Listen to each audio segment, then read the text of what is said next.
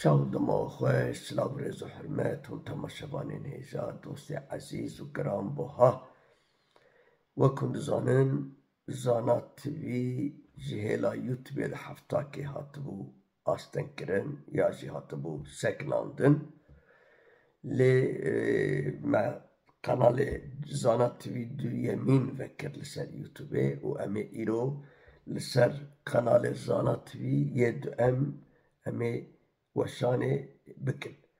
Çi liser Zanat TV kanal Yemin çi liser Facebook'e u liser Instagram'e eme par bikin liser medya civaki. Ez evidarım huneme tamaşa bikin u pişti sê rojê de wê zana normal kanalê Zana TV jî vebe wê têkeve weşanê. Fakat em niha dixwazin li ser kanalê Zana TV yê du emîn jî biwerebin, weşanê bikin û li ser medya civakî wek Facebookê wek Instagramê em ê ser wan jî par bikin. Hevalê me hemû berê bêçawa weşan dikirin, bername çêdikirin wê dîsê hemû biwerebin. Değerli dostlar, bildiğiniz üzere YouTube tarafından Zana TV bir haftalığına yayını durdurulmuştu. Fakat biz de durmadık.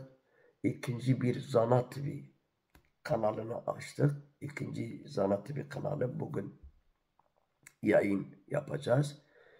Gerek Facebook'ta gerek Instagram'da yani diğer sosyal platformlarda, sosyal medya platformlarda yine biz yayına başlıyoruz. Bugünden itibaren bizi dinlemeye, bizi izlemeye devam edin ve sizi biz habersiz bırakmamak için elimizden geleni de yapacağız. Çok teşekkür ediyoruz. Ben ikinci Zana TV'nin linkini videonun altına bırakacağız. Çok çok teşekkür ediyorum. Herkese selamlar, saygılar. Eme linka kanalı Zana TV'ye de emin li binya video az ê warê par bikin. Bimînin xweşiyê. Silav rêz.